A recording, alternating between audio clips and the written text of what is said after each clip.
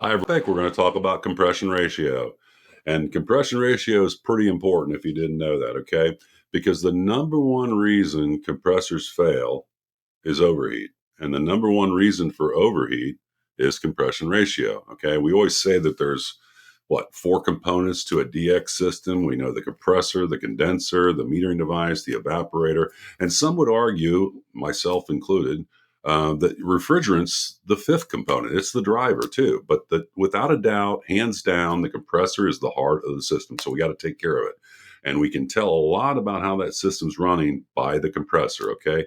So we're going to add this to our tool belt, and hopefully we can start using it immediately if you're not already doing this. And I know most of you probably are, but anyways, we're going to walk through this very, very basic. I'm going to do it real slow. It's very easy. If I can do it, you can do it. Trust me on this one. So the first thing we need to know is what's our target. Like anything, we need to have a target. We can't go bowling without the pins, right?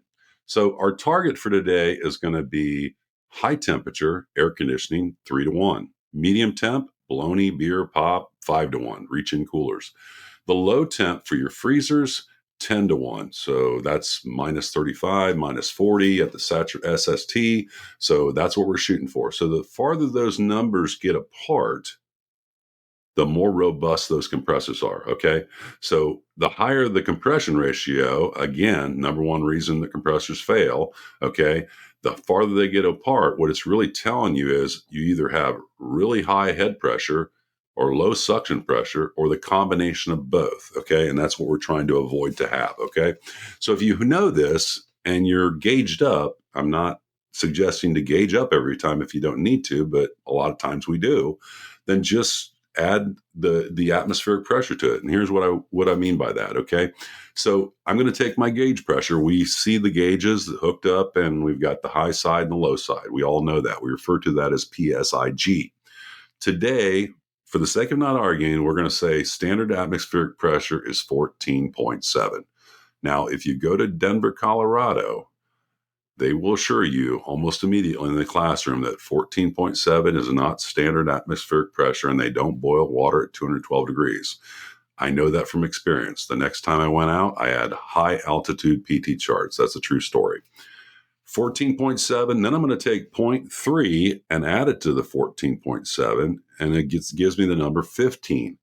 I'm going to then take that 15, stay with me on this one, and add it to my gauge pressure.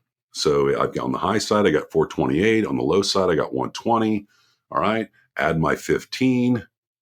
I now have 443 and 135. Notice the G has now been changed out for an A. That's absolute, PSIA, absolute. Okay. And you have to add the 15 or this does not work. And you can try it both ways, and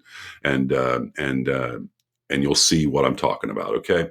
And then once we get the PSIA numbers, the high and low side, we're going to take the low side and divide it into the 443. So in this case, and by the way, I'm using in the example today for the refrigerant, this is R454B. Okay. So when I take the 135, pardon me, into the 443, I come up with the answer being 3.28. Whatever that number is, whether it's 6, 7, 8, 9, you're going to put it in front of 1. And that tells you right about what you should be or what system you're working on. When we go up to the compression ratio targets, we can see 3.28 isn't very far away from that high temperature air conditioning unit we're working on, right?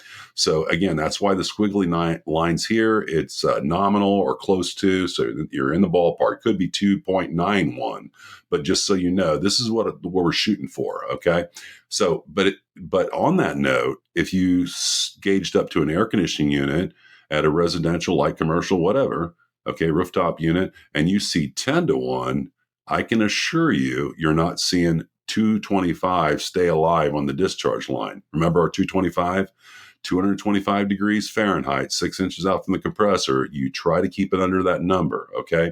If it's higher than 225 and it's by design, you're going to see some type of OEM controller beyond that point, maybe 7 or 8 inches out, with a thermistor, and that's when you start to see your vapor and liquid injections, okay?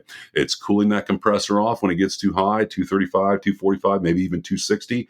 It cools the compressor down. Once it's satisfied on that thermistor or whatever's reading temperature on there from the OEM, it then shuts it off so you don't slug the compressor, all right?